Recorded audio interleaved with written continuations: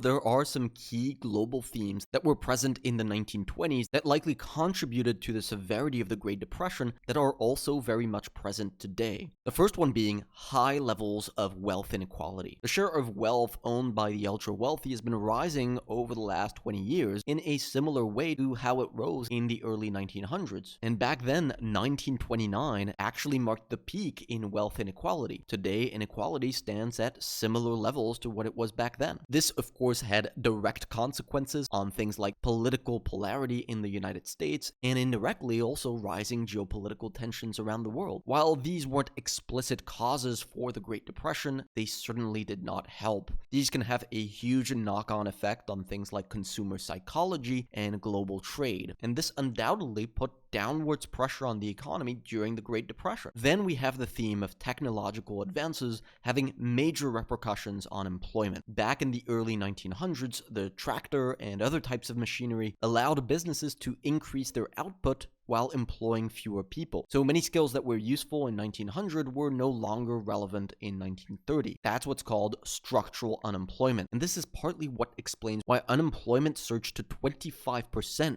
during the Great Depression. This chart here shows us the unemployment rate going back to 1928, and we never saw unemployment reach those kinds of levels again. The big worry today is that artificial intelligence could cause a similar type of surge in the unemployment rate as it triggers another structural unemployment crisis, similar to how machinery caused a structural unemployment crisis in the 1930s. According to Goldman Sachs research, 300 million jobs globally could be lost as a result of AI. But more importantly, 60% of jobs in advanced economies are at risk of being replaced by AI. These are the kind of numbers that could make us concerned about a structural unemployment crisis. Now, Goldman Sachs also mentioned in the same report that they expected these layoffs would begin in 2024. Here we are in 2025, and initial jobless claims in the United States are still hovering at around the lowest levels of the last 60 years. So that tells us that companies in the US have not yet started laying people off right now. Now, that doesn't mean that this won't happen in the near future. In fact, we can even argue that the longer we go without seeing layoffs pick up, the worse things could actually get when they eventually do.